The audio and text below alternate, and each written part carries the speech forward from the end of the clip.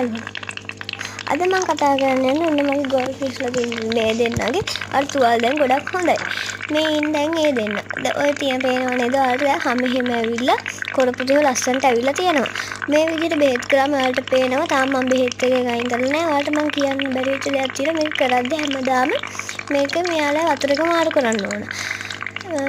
ඔයාලට පේනවනේ දැන් මෙයාලා හොඳට පීනනවා. දැන් මෙයාගේ නම් හොඳටම තුවාල හොඳ අර කොරපුතුත් ඇවිල්ලා තියෙන්නේ. අරගෙන තව මම සුව වෙමින් තමයි පවතින්නේ. එහෙනම් යාළුවනේ මගේ වීඩියෝ දිගටම නරඹන්න මාව සබ්ස්ක්‍රයිබ් කරලා ලයික් එකක් දාන්න.